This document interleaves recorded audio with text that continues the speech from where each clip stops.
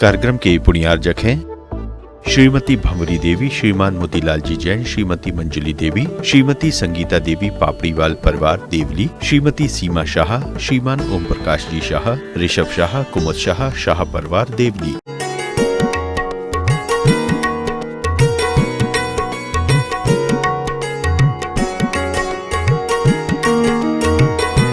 भौतिकवाद का युग अपनी गति को बहुत तेजी से बढ़ाता जा रहा है। भारतीय संस्कृति पैरों से कुचली जा रही है और पाश्चात्य संस्कृति अपना हर जगह ध्वजारोहण करती चली जा रही है। भारत की संस्कृति संस्कारों से ओतप्रोत हुआ करती है, मगर भौतिकवाद की चकाचौंध के कारण भारतीय संस्कृति के लोग उपेक्षा करते चले जा रहे हैं। आज नहीं तो कल इस संस्कृति के चरणों में प्रत्येक व्यक्ति को अपना माथा झुकाना पड़ेगा, क्योंकि जहाँ सत्य है वहाँ असत्य टिक नहीं सकता, और जहाँ असत्य है वहाँ असत्य जीत नहीं सकता। हम देख रहे हैं भारत भले हमारी संस्कृति की उपेक्षा कर रहा हो, मगर पाश्चात्य संस्कृति आज भी भारत को वही सम्मान और बहुमान से देखती है। बड़े बड़े शोधकर्ताओं ने यह बात कही कि अगर दुनिया में पुनः जन्म होता है तो मेरी भावना है कि मेरा जन्म इस भारत भूमि में हो। इस भारतीय संस्कृति को जीने की तमन्ना मेरी है और मुझे ये प्राप्त हो, ऐसा प्रत्येक व्यक्ति अंतरंग भावना से इस भावना को भाता है। मगर भौतिकवाद की चकाचौंध में वह ऐसा गाफिल हो जाता है कि अपनी भावनाओं को दबाता हुआ चला जाता है, क्योंकि जब बहुमत विकृत व्यक्तियों का होता है तो सज्जन व्यक्ति उनके बीच में बोला नहीं करते और अपने मन की भावनाओं को अंदर ही कचोट करके रख लेते हैं, कभी ना कभी उसे प्रकट करने का प्रयास करते हैं। जैनाचार्यों ने, संत महंत भगवंतों ने यह बात कही कि आज नहीं तो कल कभी ना कभी सत्य उजागर होगा। आज भौतिकवाद हिंसा का तांडव नृत्य कर रहा है। जहां देखो वहां खाने पीने से लेकर पहनने और ओढ़ने तक हिंसा का तांडव नृत्य हो रहा है। हर व्यक्ति आज यही चाहता है कि हम पाश्चात्य संस्कृति को अपने जीवन में अपना करके अपना और अपने परिवार का जीवन का यापन करें, मगर वह इसका प्रतिफल जानने का प्रयास नहीं कर रहा है। वह इस वर्तमान की चकाचौंध को देखकर अपने आप को उसी चकाचौंध में शामिल करता चला जा रहा है। जब इसकी विकृति, जब इसके दुष्परिणाम हमारे और हमारी समाज और हमारे परिवार के ऊपर जब विकृत होंगे, तब हम सहन नहीं कर पाएंगे। अभी अभी मुझे बताया कि पूज्य गुरुदेव ने डोंगरगढ़ के अंदर अपने प्रवचन में कहा है कि अगर व्यक्ति ऐसा ही भौतिकवाद में उलझता रहा तो 2023 से लेकर 2025 के भीतर ऐसा कोई परिवार नहीं होगा जो कोई भयानक बीमारी से ग्रसित ना हो, क्योंकि आज हम इतने विकृत होते चले जा रहे हैं और ये दुष्परिणाम आज नहीं तो कल एक एक व्यक्ति के जीवन में स्फुटित होगा। चाहे वह खाने का हो, चाहे देखने का हो, चाहे सुनने का हो, चाहे बोलने का हो, कोई भी विकृति एक सीमा तक सहन करती है और जब सीमा पार हो जाती है उसके जीवन में तो वह विस्फोट होकर के प्रकट होती है।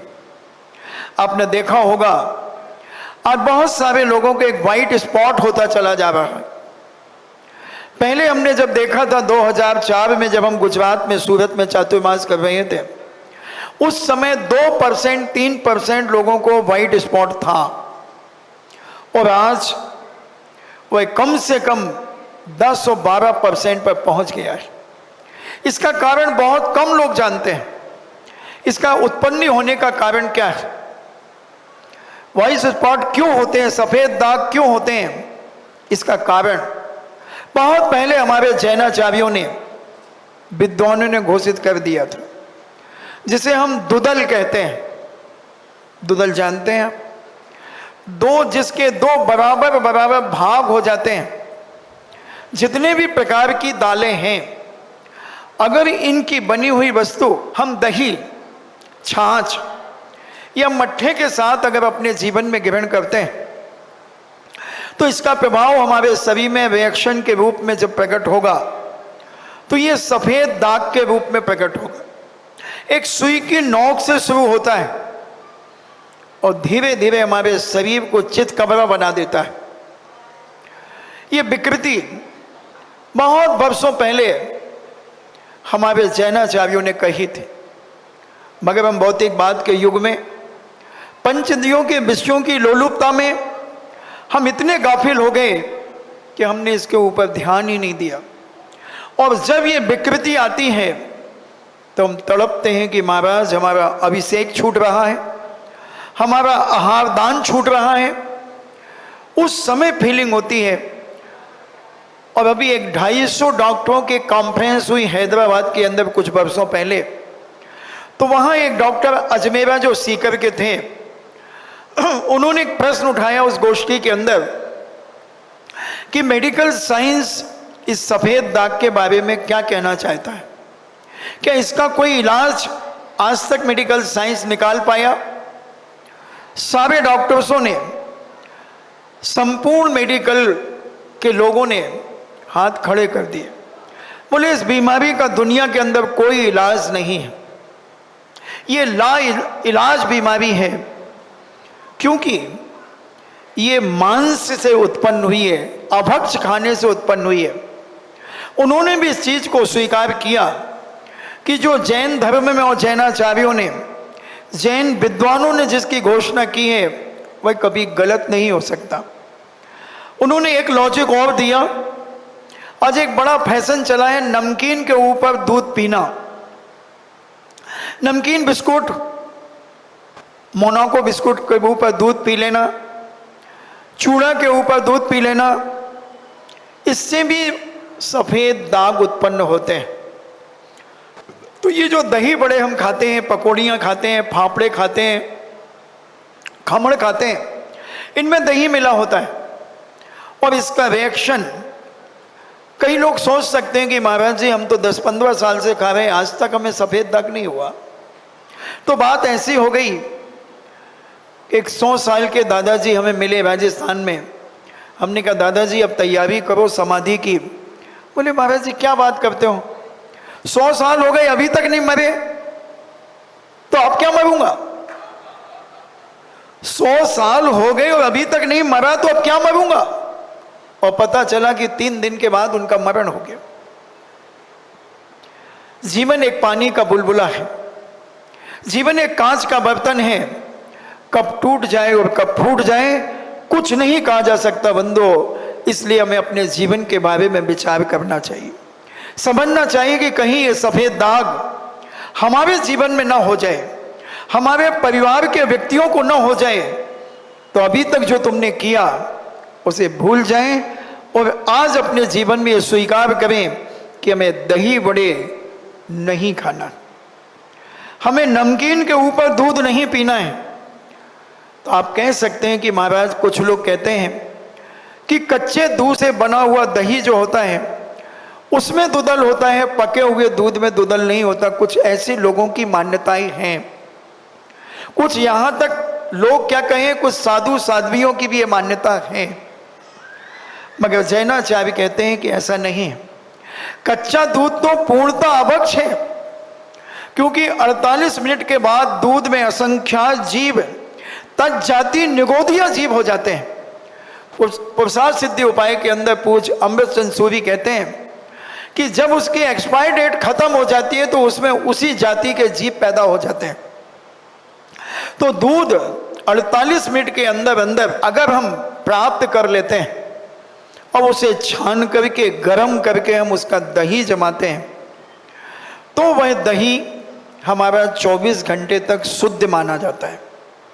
बाजार का दही, कई लोग कहते हैं, जब मैं नागपुर में था पूज्य गुरुदेव के साथ में, एक प्रोफेसर फिजिक्स के मेरे पास आए और बोले महाराज जी आप जैन हैं? मैंने कहा हाँ। बोले आप जैन दर्शन को फॉलो करते हैं? मैंने कहा हाँ। बोले अहिंसा धर्म को फॉलो करते हैं? मैंने कहा हाँ, फॉलो भी करता हूँ और प्रचार भी करता हूँ। बोले आप दूध लेते हैं? मैंने कहा हाँ। बोले दही लेते हैं? मैंने कहा हाँ। बोले घी लेते हैं? मैंने कहा हाँ। बोले फिर आप अहिंसक नहीं हैं, क्योंकि दही में बहुत सारे बैक्टीरिया होते हैं, बहुत सारे जीव होते हैं। तो हमने कहा प्रोफेसर साहब, आपका जो दही है और हमारे जैन दर्शन में जो दही जमाया जाता है, दोनों में इतना अंतर है जितना सूरज और चांद में अंतर है, इतना अंतर है जितना स्वर्ग और नरक में अंतर है, इतना अंतर है जितना सुख और दुख में अंतर है। बोले कैसे? दही जमाने की तो प्रक्रिया एक सी है। मैंने कहा नहीं, जैन दर्शन में जो एक पवित्र माँ होती है, जो जैन दर्शन के रहस्यों को जानती है, वह माँ दही को कैसे जमाती है? सबसे पहले वह दूध को दोहा करके लाती है। और दूध कैसे दोहाती है? अपना पानी ले जाती है, अपना लीटर ले जाती है, अपना छन्ना ले जाती है और अपनी बाल्टी ले जाती है। अब उस पानी से उस गाय या भैंस के स्तन को धुलाती है, प्रासुक पानी से।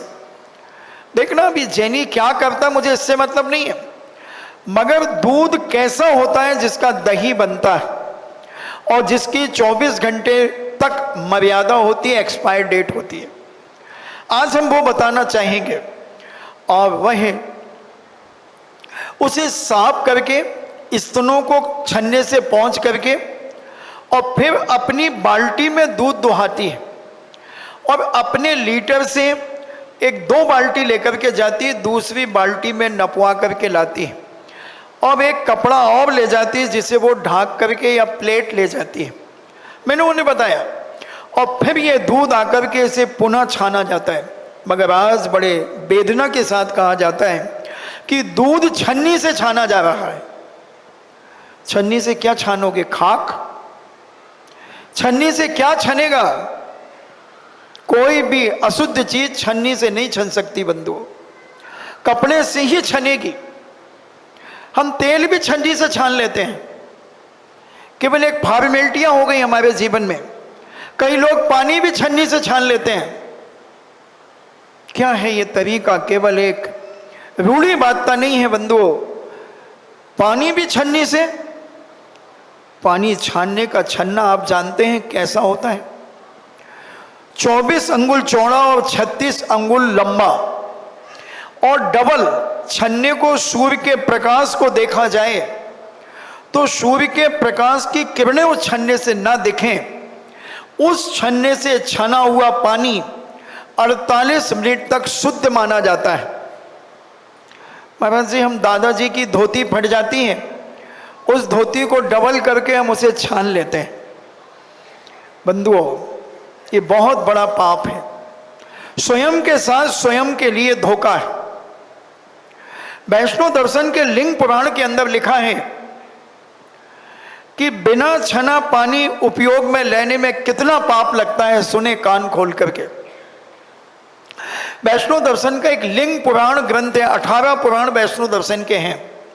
उसमें एक उनका लिंग पुराण के अंदर लिखा कि 24 घंटे में जो व्यक्ति बिना छना हुआ पानी प्रयोग करता है, उस व्यक्ति को इतना पाप लगता है जितना 1 साल तक एक मछुआरे को मछली मारने का लगता है।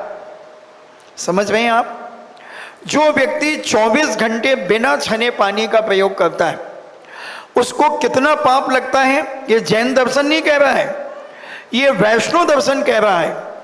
अन्य दर्शन कह रहे हैं जो अपने आप को हिंदू दर्शन मानते हैं, वैसे से एक सांख्य चारवाक आदि जो दर्शन है, वो कह रहे हैं। लिंग पुराण के अंदर ये बात उन्होंने लिखी कि एक साल में जितनी मछली मारने का एक मछुआरे को पाप लगता है, उतना पाप बिना छने हुए पानी का प्रयोग करने वाले व्यक्ति को लगता है। अब आप विचार कर लें, महाराज जी पानी तो हम छानते हैं, हाँ छानते हैं। कब? जब आपके यहाँ सुबह नल आता है तब आप पानी छानते हैं, और उसके बाद वो पानी दिन भर यूज किया जाता है, और अगर शाम को नल आ गए तो उस पानी को फेंक करके फिर हम छान करके भर लेते हैं। ये तो एक नाम के लिए छानना हुआ, क्योंकि 48 मिनट तक उस पानी में योनि स्थान नहीं बनते, उसमें जीवों की उत्पत्ति होने की शक्ति उत्पन्न नहीं होती, और 48 मिनट के बाद उस पानी में योनि स्थान बन जाते हैं और असंख्यात त्रस्त जीव उत्पन्न हो जाते हैं।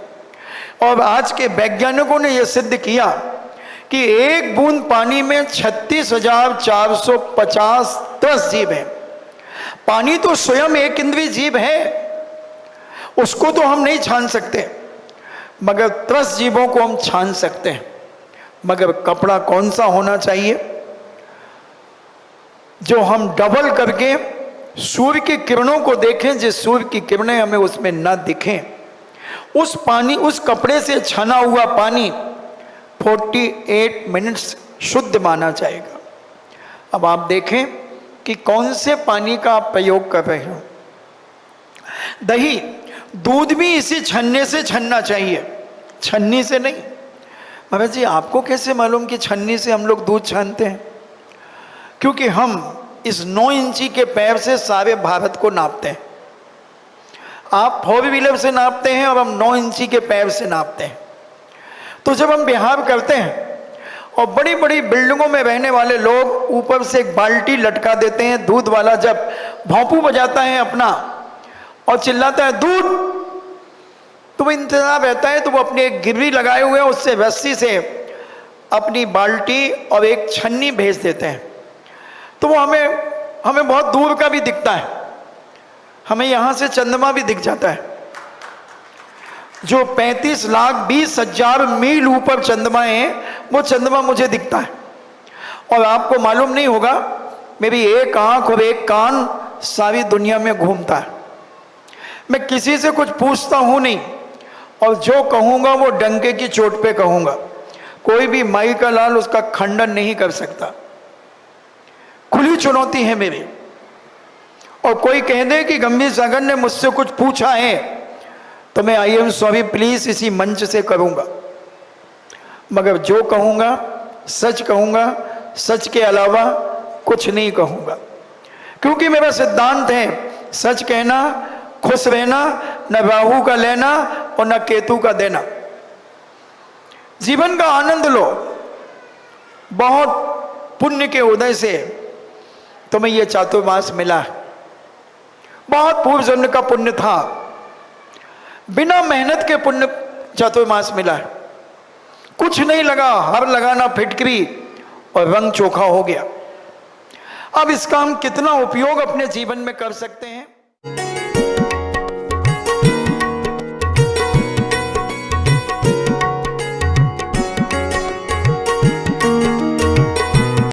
इस कार्यक्रम के पुण्यार्जक थे श्रीमती भंवरी देवी, श्रीमान मोतीलाल जी जैन, श्रीमती मंजुली देवी, श्रीमती संगीता देवी पापड़ीवाल परिवार देवली, श्रीमती सीमा शाह, श्रीमान ओम प्रकाश जी शाह, ऋषभ शाह, कुमुद शाह, शाह परिवार देव।